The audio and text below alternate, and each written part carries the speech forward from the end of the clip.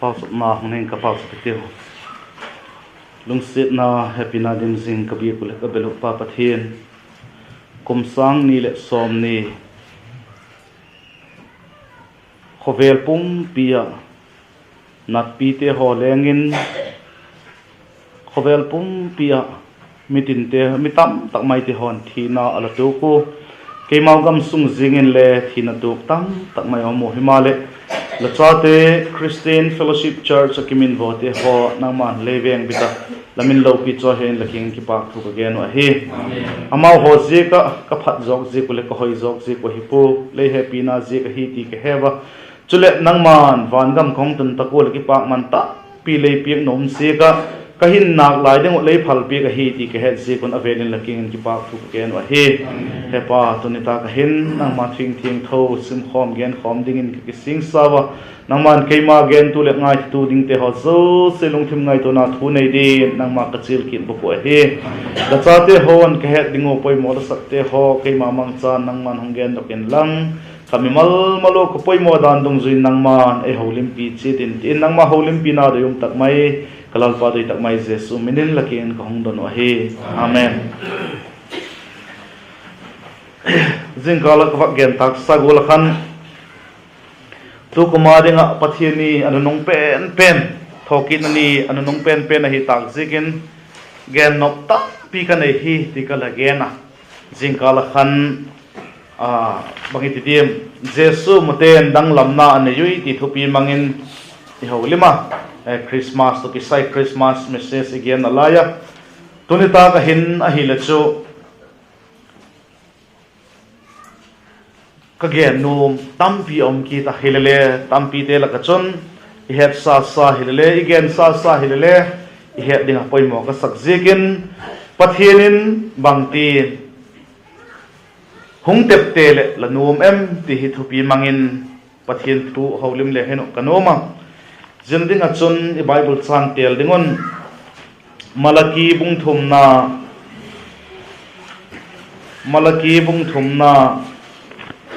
chang som le guk akipatin som le giat ting simitano pek achun pek sang khat le zani le somli le giat na noi a hi 1248 noi kha hi bible thako hin malaki bung thum chang som le guk akipata som le giat ting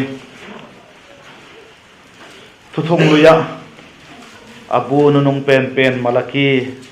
bung thumna chang som le guk akipatin som le giat ting hi bible joy phen docte hon agingin vaksim khom hitiu semitiu le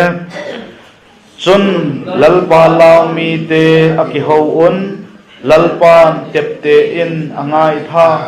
lalpa za amin ngai tu jingte chu tepte na le khabu chun azik lu tai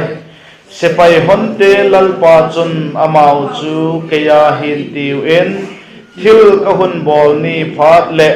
amau chu ka go chan bik te hin tiu in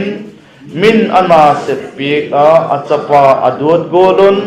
amau chu hoi ding ka hi je tak chule midik le migilo ki hiek dan le pathian na sem lo te ki hiek na muchian tan lao i bible chang sim thak naw che thiam thinin pan chan chitun malai som pik ta han la tun ta ko na hin pathianin bangtin hung tepte le lanuomem ti gen na ding achon pathian beb gen lo mihing te ho leichunga la mihing chan pi te ho hin bangolin hung tepte lew bangolin hung hezing lew lanuomem so ei ma chet baki gai to hiteno jena ding achon poi mo ka sak jegen chanchin pakhat mi pakhat chanchin wa gening katin Alfred Nobel kiti hi tampin hi ding ka tak sanga khovel pungpin ki pak man piek ta ka agelo a piek se ko Nobel Prize kiti hung siam dok tu hung bol dok tu ko hi ama hi ko hem itil Alfred Nobel ko hem itile dynamite mo jeong siam dok pa ko hi jeong siam do achun mi pi te ho chun je dynamite chumang cha bom hong ki sema mi thi hi je ga chun je mi pa hi mi te thi na ding bola sum kol veipa mi te thata ama lok na ding ama hau sak ding ngai tu pa tin atep te wai chu het wai chu ale hunung che zela chun ni khat chu a u asu pi khat hi hong thita hong thi pha da chun newsman te khan amina ziknaw khan ama bin azik khawa Alfred Nobel hi hong zik khawa je chu news sim te ho chun again chu bang hem o je pa hi athita khi ma hi ama mi te thi na ding siama sum kol vei pa hi jekin ama hi le thita khi ma hi ati wei chu ai le je chu mi te holim na mi te ge na hi ti he pa da chun ama chun o kp mi te je go la hi ei he hi mo mi te je go la hi ei tep te ka hi taw mo ti hong ki ngai tu a je chun Nobel Prize kiti hi aman ahong sim to ka tuhin ko man dynamite sim pa in het apo male Nobel Prize sim dok tu hung ki patna ti in mitam takin iheta wai Nobel Prize ti tak le khoi hong ki pan ko sim hem ti kha ko man sui talo hetalo ki pa pi na choi san na lo pe tak mai nei in aung tai chamai ka gen nom chu bang hem Bangolin ihin khoper kha alamang khain Bangolin ala khaziang talen le ikisang dang lam nuam hi chun mi te nei tep te din dan ei mal ki ngai tu na ki patha ahoi poi je golami nei het ding wang kanom poi ite hi chun ki siam thak the hi ti je pa chan chin phathin am sa pe nei jil dingin toyum ka sa hi athupi ma ama pi ka sai chkan je gola chun thakhatin ti chu je chun ahung ki sang dang lam a hi thopi ma jing lo pi ma jing a hi the bible chang sim naw chun lalpa law mi te ki hawun lalpa tepte in angai a lalpa za amin ngai tu jing te chu tepte na le khabu chun a jing lu tai ati je tepte a ding le tepte a ding te ho le mo tepte a ding le tepte ding te ho chu ei ma doi tel na inga bak lo hi adik taken bible phu ki to ka chun nang doi tel na le kei doi tel na akinga lo hi ei siam pa doi dan akinga hi ti kha het me lo ring a hi abang chui zeng ta le je cho hi jing lai chun khobel ga ma khosa ei ngen chang hi lo hi jekin mi te ei tepte ding dan ei ma akan kingak na len pile om hi ti khai het me lo ing a hi abang chui tale i bible chang sim na dung zuya tuni ta ka ituk pen khovel mi te het dan chu tu chom le ta o wa na pa pathin ei tep te ding dan chu bangul hi dem ti ingai tu din igel din dayum ka sama ma jing a hi bible hi hoi tak cha isma hi le Bible hi pathianin mi khan khatte ho atep te na le khabu hi o ti ding khopin het thin omai chu atep te ho chu le mak tak bangi ti di ma om lo thim jin ho le atep te ala omai chu vai hom te bung som le ni na lam ko isi ma hi le alagen atep te ho hi amak ma jinga vai hom te bung som le ni chang gi ta ki pa chang som ki kal hin chang kal thum sunga hin ibzan vai hom pa ala tepte ama tepte omna chu chapa som thum anaya chanu le som thum anaya achanu te chu ama mi hilo ama gam mi hilo gam dang te hot aki chen saka ma ammi te ji ding in a pe achapa te chu nam dang te ji anei saka aki e cheng chu tepte chu ma vai hom khat hingal mo ye cheng de chu tep te hi mai chang som le khat pat som le ni chang kal ni sungen elon kiti vai hom pa hi tep te in om ki ta Israel te chung a vai hom sung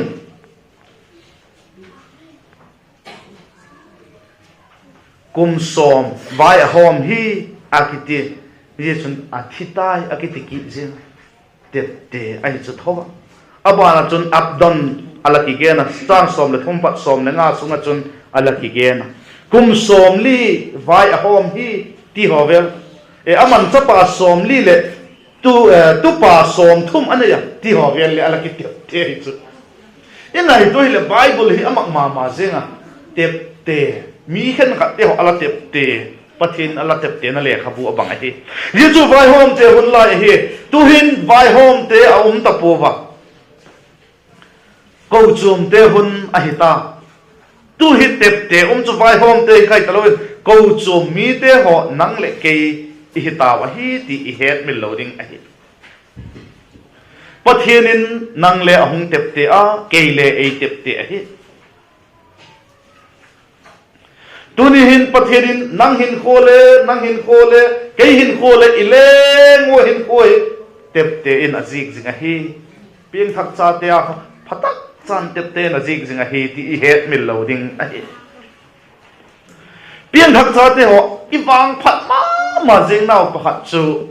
pathianin ji atepte te laka chun I pieng thak masanga igi lo lai hin kho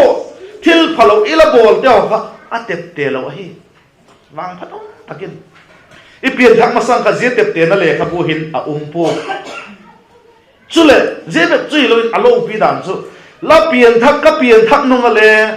pathianin tepte ta ka sak lo la thil bol la thuke langai to na phalo te ho zo si khale ji chun atepte dik lo hi I wang pha mo mi wang pha ma hiu ti nai chu ai la ji chu tepte lo hi nai te u du dum thei hi den pathianin hun sin ni sinin langai to na te la kampau te la thil bol te ho kha tepte tak ding bolin semin ngai to le chen ji kha zik utin a jing angang jing a hi ti het min lo ding a hi ji chu bang dinga ji chu to ki tu ka kum tong lo pi na chang dinga ki pa man hung penom a hi zekin pathianin ahung tepte a ke le ei tepte jing a hi ti het min lo ding a hi ithil bol te ba philo I bible in again chula aki ho bun lal pa law mi te aki ho un ithu gen te ma lalpan tepte in angai tha lalpa za amin ngai tu jingte tepte na le khabu chun azik lu tai ingai tu na nangon khale pathinin enin je pa ngai tu na hi je minu ngai tu na hi tepte ta ka hi tepte in azik a hi ti chu imuthei a hi alo pi ma ji thu pi ma ji a hi nang le ke le tepte hi pathinin ayen jing a hi ti kha I het min loading a hi I bible is ma hi le a phalam et ton tak le ta pi tak mayama asia et ton ding hilo ama umgor loading ti hole ta pi tak mai gen ding I bible in pathinin ala tepte ayon this lai dingo ala tepte mi tam pi mu dingin a hi ti te la ka chun pakhat pani bak gen le hin pakhat na ding a chun Abraham hi pathian gol pa sakin ala uma at hinungin at pa isak chu pathianin amal som hi ati chu Jacob bung ni chang som ni la thum khosim le chun again Genesis bung som ni la nga chang sagi ki pata som le khap ting ho kole sim le chun again hi Abraham chu Adam lain pathian gol pa sakin uma ahung thinung pha da chun pathianin at pa isak chu wang phatna apie alakiti tok mai pathinin Abraham ala tepte na jegol chu ahi jeban ki da chun David gen kit lehin David he pathinin kalung thim gol pu mi he tin ala tepte chu David lung thim chu pathianin a he ingai to naw le tepte hi je ka chun kalung thim gol pu mi hing ati top a hi David chu pathianin je gol chun ama chu tepte in a a hi ti emu a hi je bab chui lo in bible is ma hi le pathian chu Abraham pathian Isaac pathian Jacob pathian ki tiring azak chalo a hi mo pathian chu Abraham pathian kahi Jacob pathian kahi Isaac pathian kahi ki tirin azak chalawahi tunin nang pathian kahi ki tirin azak takhadem pathianin kayen ena kangai to na le he ka kam pau te le he pastor joy pathian ding chu kanom poi ka zakat chai ati khade nang le ki ngai tu nang mami mal takin pakingai tu te nang pathian chu kahi ki tiring pathian anom na dem tu ni ikingai tu dingon dei um kasama ma jinga hi se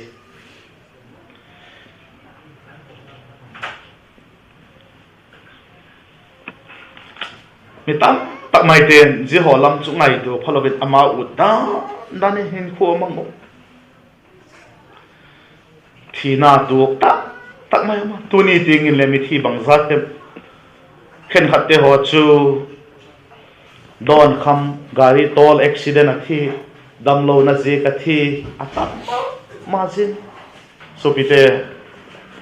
kum sam ni le som ni sunga hin mi thi atam ma jin kasui de jet pu hi le bang chan hem ka het phak ding ho chu ka ngai tu hi le o ama thi chu da ne I ne ti chu a thona mi khen khatte ho chu o ama thi le anu apa jang khai ta ven tiu nawak ta ven tiu ai lo le ain sung mi te ne khat thoven deu ta ven tiu ki ti le mi wa chu la te ho pi chu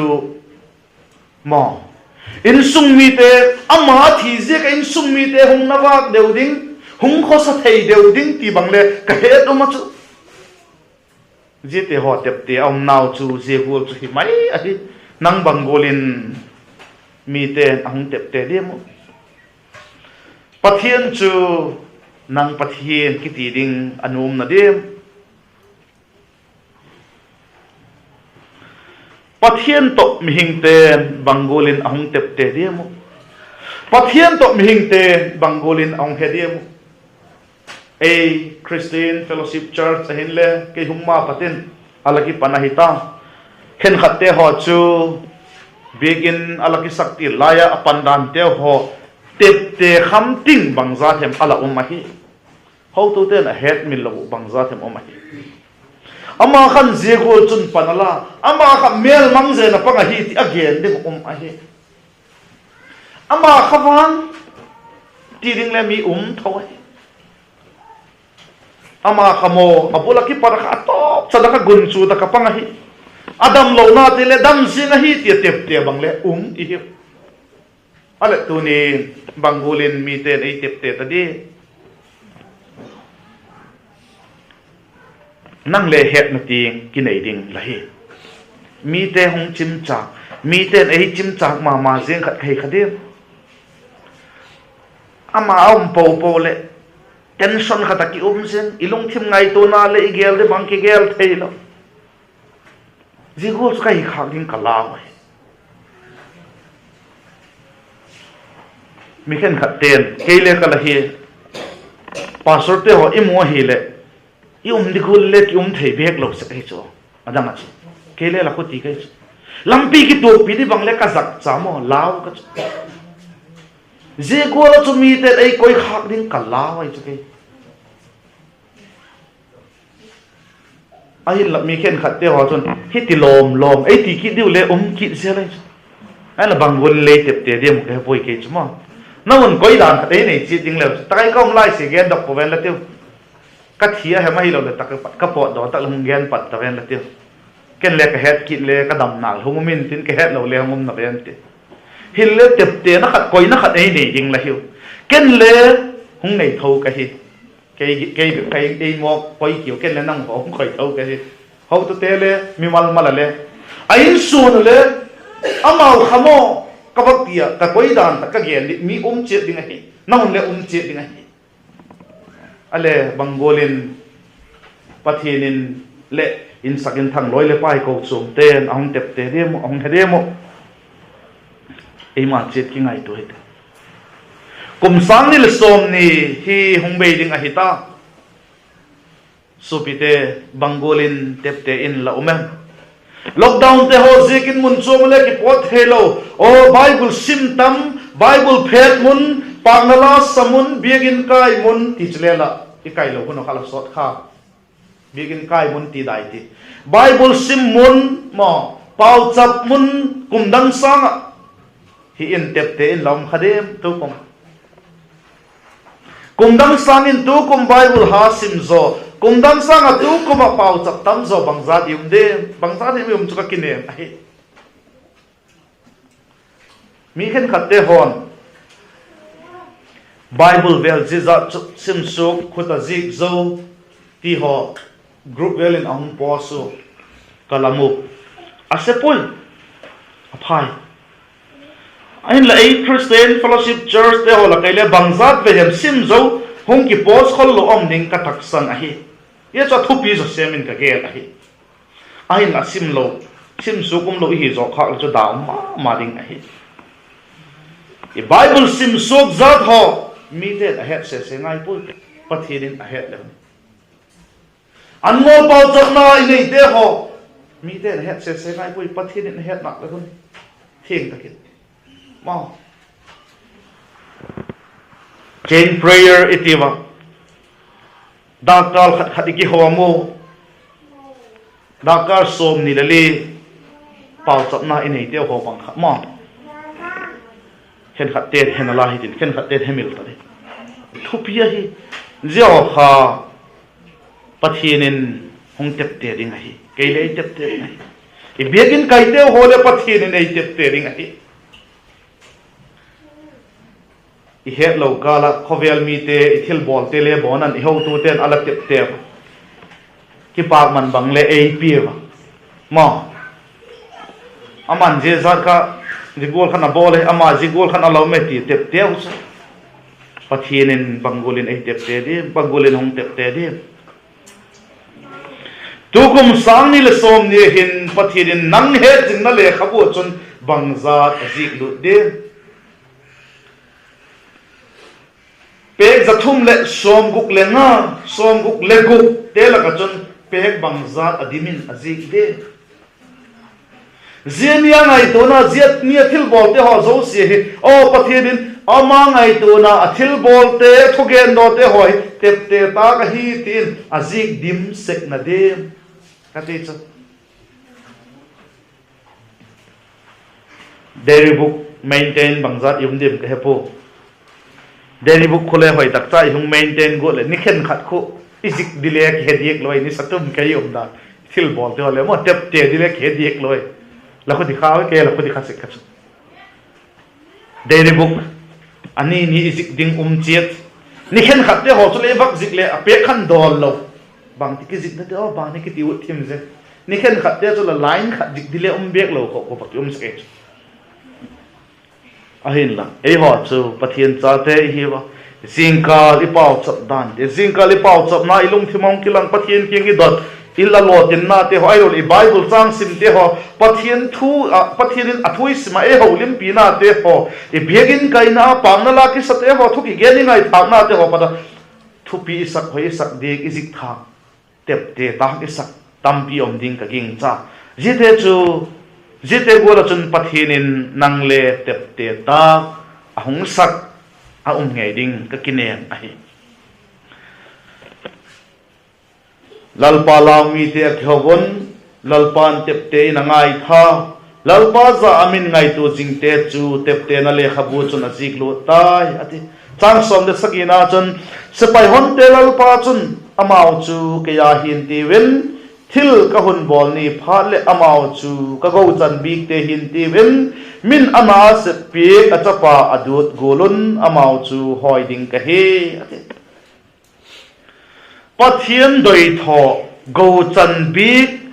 chate dot gola adot tak dingin umin laki hen em paking ai to te pathianin acha doi tho ago chan bik acha dot te gola adot tak dingun la na em ka na em ti ei ma che diking ai to ding ai ki chate ho chu pate hon chate ho chu bang ti khun le idot de em i thu ahung mato gen angayu thil pha boloi le ki dot de wai chu thil phalo ei ma doi lam lo thil phalo bol lo di ti ho a bol ta ko le bangi lo ka dot lo zer hisek ei zigola chun pathian thu ingai thaku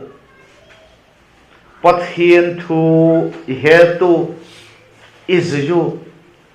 Bible simo sermon te ingayo pathian ti gol te ho izu a he chon aman ei do tin tin jeba na chon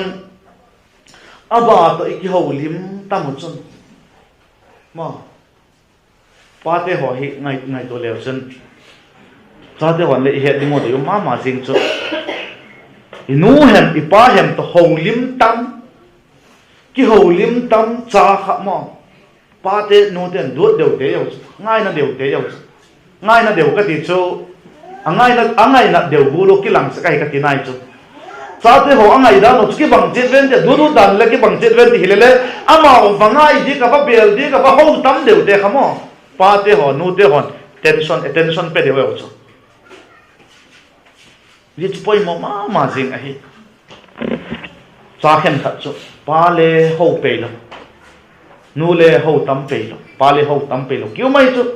je te chu pa te ho chu alung thimu na ding a hi cha hi tho duot hi le ki ho tam lo a hi je ko chun adot di bangon do thei lo ni hi je ko lo chun nang le kai pathian to ki ho tam pau chap tam angai a hi ithil bowling te ho zo se ichena ding ithil bowling te ho zo se ipate inu te king again jing in mai cha ba chi ding ai lo nei loi te ke nga bazar dukan cha ba chi ding le pa ji chu ba chi di ka hi nu ji chu ba chi ba ka hi ji chu ba chong ka he sa gola tu thu no na pot i thu no lo ti hi le chu ipate lung don na tam pyong ni banglo cha ba hi di len le pa ji chu ba cho di ka hi tulai chu nu le pa ke le ke don se ta lo sum le pa le hi ka gen thui khen khat te ho chun bang ma zo se kan nu le pa te ke sa ko mo nu le pa ke no je ka ipin de chu ipin de chu ba chong ka de chu hi le nu le pa a ke pa ko hi alung le amu hi bang ma gen lo agil kil le gen lo adanga chak le gen lo adoyom le gen lo binum ta le chu mo nu le pa chun banga lo di agil ki lam le hello bu adoi lam le hello bu aboi a hi ti nai khudi lo ba gen tam ho pi tam kha poi mo ma sing jigol lo chu nang le ke le pathian ho pi tam pau chap na nei tam kha poi mo ma jing a hi pau chap tam po ma le hin ama chadoi tho ama go chan bi chadot ta ai dot gola umte kyong hiding hi ti I het mil lo ding ai tu kum sang ni le som ni te ho ihun ma dan te ho he ngai tu hi aman bang ei nge kem aman bang hem adoi e ya pata athu hi tu bible sim te sermon ngai te izui na ben I pau chak tam na ben amai piek sa te ho piek ding bang ta kun ipet thuk na dem su na kan le ka gen tai mo ji chu jesu muten dang lam na ani yui tina kan belam pu te saklam mi pil te gola kha thil piek te ho thu khale tam lo san gen tai jing kalin I he ding ka tak sang hi pathirin ei piek sa bangolin ipet thuk em ama ki pak na de aman som hadai piek nan pakhat be ei nge ka ipengam na vem min som khat pi cheng khat amana nge le penom lo hi le chu ko nei pe kit na diam pathi na pha piek lo line le ei pe thau government pai pi ga hi ti ki wa su pi te ho la thalo kha government pai pi ga hi mok ti ki wa pathi lungoi lo le apat theina lo lak lo theina atam la bol thei ta lo hi ti het men lo ni la hin na ngon ka hin na ngon le pathina a hi ti het ni ai jinde ho chu bang bolin di pe thu ko em chule acha doi thote acha do te gul ago chat big te gul hi thei ringa chon je te bana chon chan chin pha ge mi te kenga chan chin pha ge je poi mo ma je ai thei dan danin nang bangolin pan la em la kuan dok lut lo mai the ko ma kengin chanchin pha evangelism counseling tela bol lo mai the je bol nok na lung thim chu la nei kha em je la nei mai khale pathirin tepte ring ai tu kum sung mo thaga mang thai khat be kin hin na hung nei be le ti ngai tu na nei khalo bang le ki khat he chla la thôi ngai tu thak ngai ti te ho chu pan ila kha pathirin tepte ta ka sak le a cha doi tho te hi theina suna hi ti I het mi loading a hi tu ni hi tarik som ni le sagi a hi ta ni zathum le som guk le khat vel hisab imang zo ta ni zathum le som guk le khat vel imat zona wa hin I Bible sim hun teo I pathian thungai tha khun teo I pau chak hun teo mi te kinga chanchin phagen nok na ngai tu na I nei na teo ni bang za ating de ni zathum le som guk le khat vel imat zona chun ni som guk le khat ho vel bek chu je chu hi le nok himo ke chu le ting lo tam pi ki ding a hi kingai doi tiu ni zathum le som guk le khat vel imat zona wa hin la lunga oi na em pathian alunga oi na de supite ikingai tu thak ning poi mo ma sing a hi je ka chon tu zan na hin pathianin bangtin hung tepte le la no me tun ta ma in la pan the hi pathianin jegolin ei tepte le kanom hi la ti chu tu zanin la pan the hi ki khel lo hi pathian chan sei penala hi ti het mi loading a hi tang som le git na malaki bung thum na tang som le git na chun je tak chule midik le migilo ki hiek dan le pathian na sem lo te ki hiek na mu chen tan lao ei ti chu midik lo pathian na sem lo I mu chen niu chu hung tung ding a hi Zeni chukum khada naibe ding ihitau ti het min lo ding ai ataka la minute tina nai I be pohilo na cholkau tina naibe pihilo tha tina naibe pihilo akkum asimale naibe ding din monin tau so pite je chu nai ma nai ma hitau kum hung be te ho ki mok pak ding hilo kum hung thak te ho le mok ki pak jing ding hilo nang le ke ya ding bang hung tun kum a hidem midik lo pathian na sem lo te mu chen na di ding nai la hi nanga chu bangolin a na de ei ma chit ngai to ding ke chen ding to ma jing a hi jini chu nai tai na sem te pathian ring na sem lo te midik lo I mu chen na ding chu nai ma jing tai tu zan hin pan thakit pathianin bangolin hung tepte la no me pathianin hung tepte na le khabu chu bangolin hung tepte la no me pathianin hung tepte na ding le khabu chun bangolin hung tepte la no me tu zan pan o ne zathum le som guk le khat vel kamang zo ta o pathianin ei tepte na ding chule ka bak hedok pon oh bangati di oh tiki ngai to zanin la pan the hi to zan ki patin decoration la bol the hi kateno ma hi ka chon ki ngai to hi te pathinin tepte na le khabu nangma tepte na le khabu ani hi chun bangulin hong tepte de bangje ka hong tepte hem ki pa manung pe no ma hi ang mok tepte jing hilo ki pa manung pe no ma hi supite van gam chỉ tình hi chỉ tắc lệ cái bạc mà idon đừng hút cái bằng lỗ tiếng hi nanga to cái bằng lỗ tiếng hi bắt thì đến ấy tepte thil bol dung zu ấy tepte gì dung su cái bạc mà này pe tiếng hi gì cái bằng lỗ tiếng hi nang bằng gol cái bạc mà làm gì ahi lo le gì cái bạc mà một thầy nai lo tiếng god mun gen mấy đi là god đã na lai tiếng khade dana pathian cho hena la satun ala sak kha he kha lalpan nam tin te ni khat vai hom ding hung khen ding mi sial mi pha hung khen ding khen khat te god mona khen khat te van kama hoi jok chun nang lapang di khen khat te kum tung hin na tu ya don layun nang lapang na di ji mi hom te la khat chun khen khat te kum tung hin na lukhu ka khuk layun nang lapang na di je te la khat chun TH 2009 ki ngai do thakiti ping thak sa te ho pathianin ei tepte ahi igen tak sa thubul patna igen Alfred Nobel golakhan ki ngai do hiti